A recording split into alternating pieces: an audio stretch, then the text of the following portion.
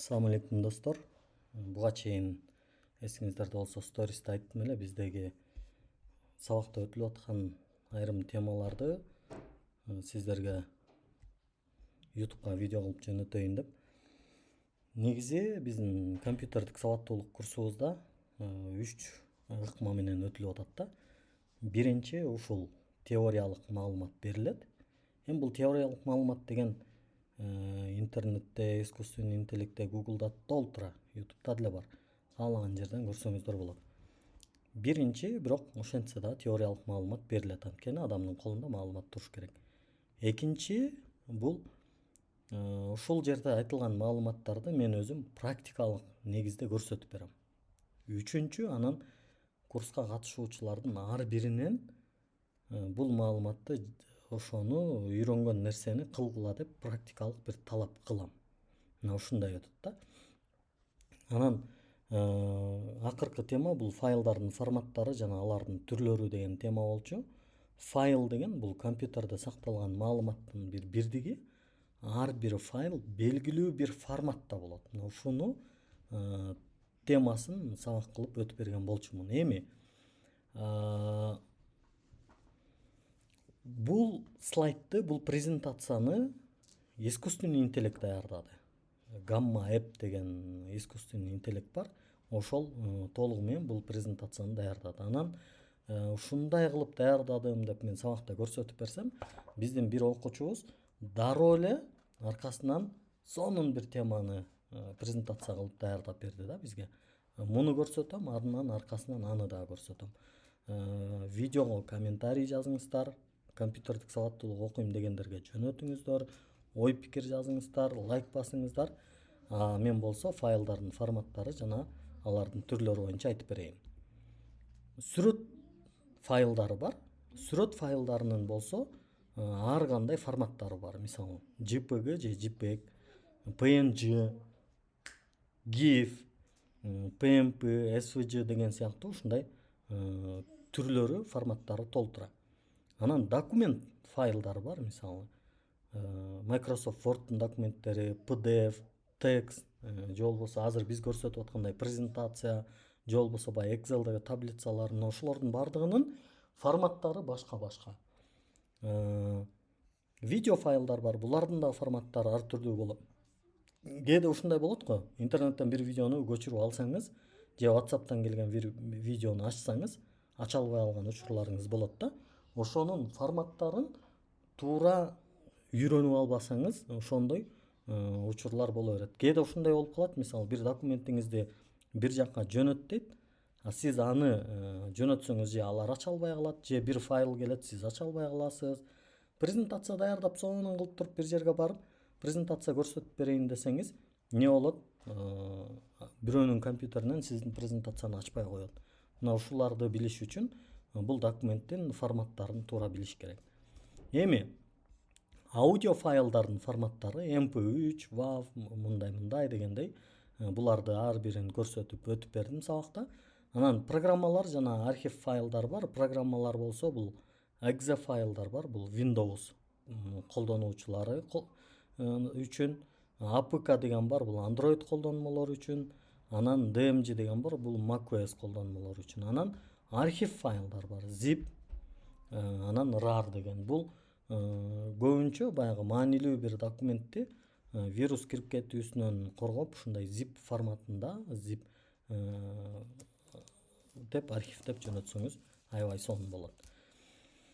Жалпысынан негизи мындай жалпылап айта турган болсок, мынакей бул жерде сүрөт файлдар бар, алардын түрлөрү, документ файлдары түрлөрү, видео файлдар түрлөр, аудио файлдар, алардын ар биринин форматы, түрлөрү, программалар, анан архивдер ушундай.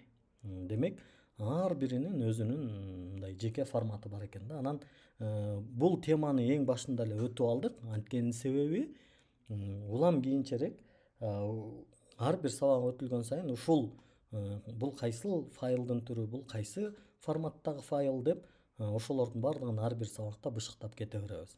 Мен бир сабак өттүм, болду үйрөтүп салдым дегенден албетте алысмын.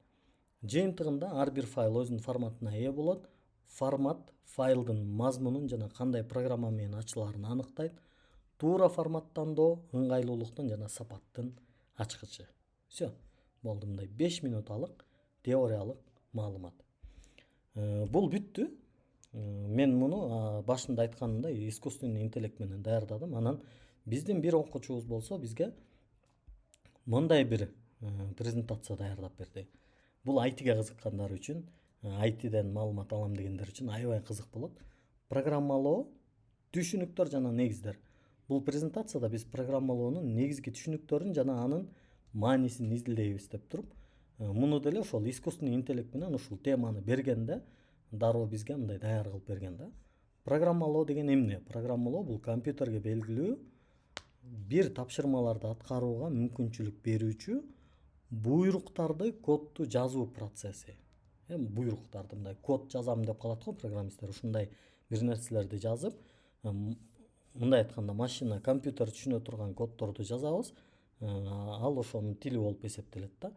Башкача айтканда, бул адамдар менен компьютердин тил аркылуу түшүнүшүүсү да.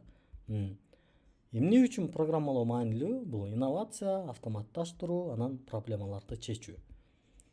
Программалоо тилдери, эгер буну айтканымдай мен окуучум даярдап берди. Эгерде мен муну даярдап же өзгөрткөнүмдө бул жерге сөзсүз Dart'ты, Flutter'ды кошот элем да. Мисалы мына Python, Java, C++, JavaScript, баягы топ 4 тилди бул жерге берип койгон. Анан программалоонун негизги түшүнүктөрү, эгер программалоону өз алдынча үйрөнөм десеңиз, негизи ошол өзгөрмөлөр дегенди, шарттуу операторлорду, циклдарды, функцияларды үйрөнүүдөн баштасаңыз жаңылбайсыз. Анан программалоонун процесстери, бир мындай мобилдик тиркеме же веб-сайт кантип мындай ишке ашат, процесстери кандай болот? Биринчи бир маселени аныктайсың, кандайдыр бир көйгөй бар же бир маселе бар, аны аныктап, тактап, кантип чечебиз деп түшүнүп алгандан кийин дизайн, анан пландоолор башталат. ТЗ деп коебуз биздин тилде. Бул техникалык тапшырмалар, технический задача деп коет эмеспи? Биринчи ошол пландап, задачаны түзүп алып, анан кодду жазып баштайбыз. Анан тестирлөө, оңдоо иштери болот. Анан жайылтуу жана тейлөө. Тейлөөдө бул биздин тилде fix деп коебуз. Баягы приложение иштелип чыгып, Play Marketке чыкса эле ал сонун болуп иштеп кетпейт. Каталар чыгат, аларды оңдош керек, ошентип иш улана берет. Андан кийин болсо программалоонун тармактары, ушул веб разработка, мобайл разработка, что-то бул эмне болуп калды? Data science болсо керек. Андан кийин game development, анан AI, ошол искусственный интеллектти motion learning деп коет, машинаны окутуу. Анан cyber security бул ошол коопсуздук жагы да. Азыркы учурда маалымат коопсуздугу да маанилүү, анан ошол кибер коопсуздук дагы аябай маанилүү болуп турат.